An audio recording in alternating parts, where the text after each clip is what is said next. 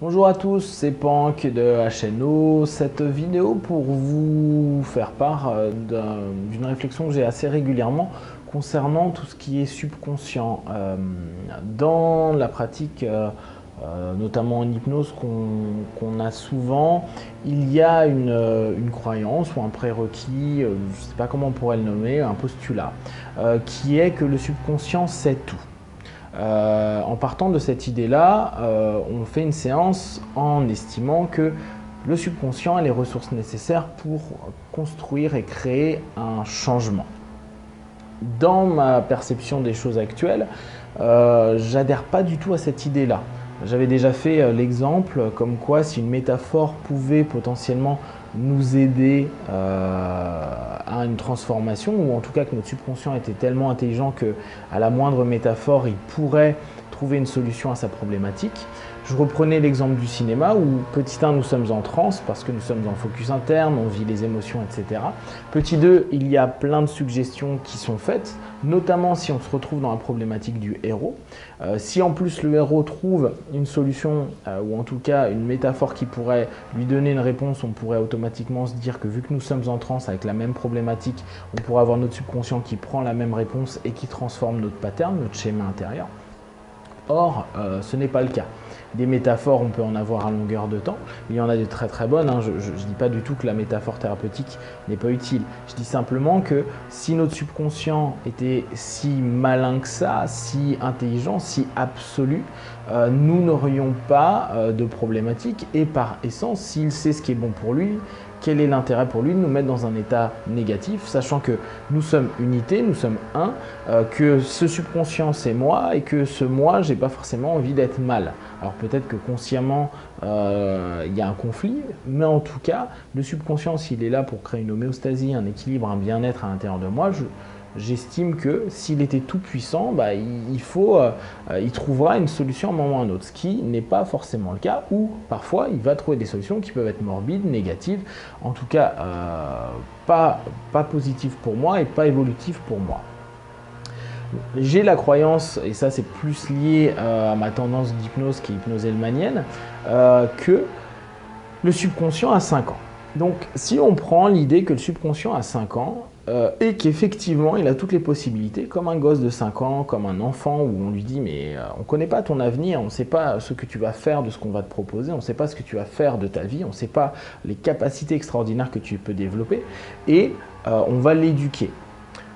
Si on prend le subconscient comme un gosse de 5 ans qui a toutes les possibilités, mais qui par contre n'a pas été dirigé, orienté vers ce qui est bon et juste pour lui, on pourra lui montrer tout plein de choses. Lui, tant qu'on ne lui dit pas il faut que tu fasses ça, et que surtout on le discipline pour que cette façon de faire devienne une routine, eh bien, tant qu'on ne fait pas ça, le gamin de 5 ans, lui, il répète les schémas qui ont déjà été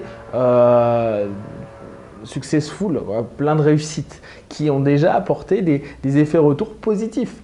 Donc, pourquoi se fatiguer alors que si on imagine qu'il a 5 ans, l'enfant, il va dans tous les sens, il a envie de jouer, il a envie de s'amuser, il passe d'une idée à une autre, il fait plein de choses différentes.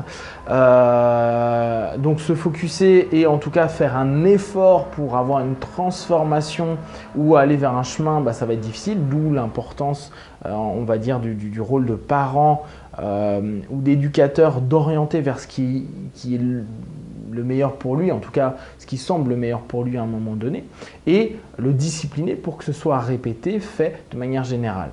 Si on observe le subconscient de cette façon-là, on est moins dans la notion que il sait tout, il aura toutes les réponses, il suffit de le laisser un petit peu voyager et après de ce voyage il reviendra avec ses réponses, mais plutôt avoir une notion plus d'orientation plus directe et en tout cas de pouvoir lui donner une forme de discipline, lui apprendre de nouveaux schémas, lui apprendre de nouveaux programmes, lui apprendre une autre façon de fonctionner et également, et ça c'est très souvent le cas en tout cas dans mes séances, on s'aperçoit que l'enfant intérieur, cet enfant de 5 ans, ce subconscient, cette partie de nous, on n'a jamais expliqué que le schéma qu'il était en train de faire aujourd'hui, maintenant qu'on a 20, 30, 40 ans, 50 ans, il n'est plus d'actualité. Et lui, bah, c'est un gosse. Et comme c'est un gosse, il n'est pas capable de se dire, tiens, je vais faire autre chose. Il répète toujours le même schéma. Alors, il y a des moments où il va tenter de prendre des variations, mais il reste autour de ce qu'il connaît. Parce qu'on ne l'a pas éduqué, on ne lui a pas proposé des chemins d'ouverture vers quelque chose de nouveau. Donc, à partir de cette dynamique-là, il arrive très souvent que l'enfant intérieur, cette partie de nous-mêmes, répète toute notre vie ces schémas. Partant vraiment de cette idée-là, je ne peux pas accepter aujourd'hui, en tout cas, cette idée que le subconscient sait tout et va trouver tout seul ses solutions, ou en tout cas, il suffit de l'orienter vers quelque chose de peu précis pour qu'il prenne ce qu'il a à apprendre.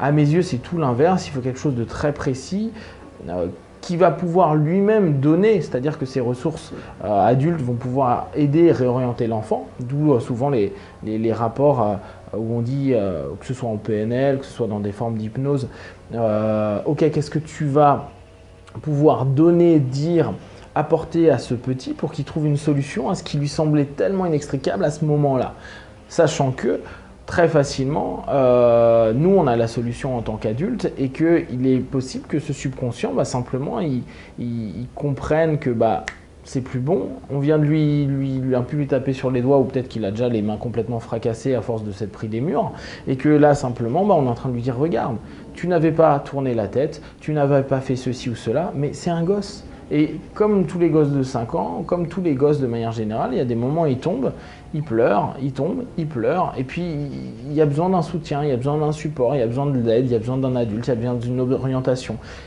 Et c'est le rôle à la fois du conscient, le rôle de notre autre partie de nous-mêmes, le rôle du praticien qui va aider le partenaire à évoluer, à avancer. Tout ça dans le principe de transe, où on va avoir cette communication plus claire entre le conscient et le subconscient, ce qui nous permettra un petit peu de jouer le rôle éducatif, formateur, à la limite être un programmateur de cet enfant-là, pour réellement lui donner des possibilités. Ce qui nous laisse, ce qui me laisse en tout cas, l'idée qu'aujourd'hui, je ne peux pas faire confiance à mon subconscient à 200%.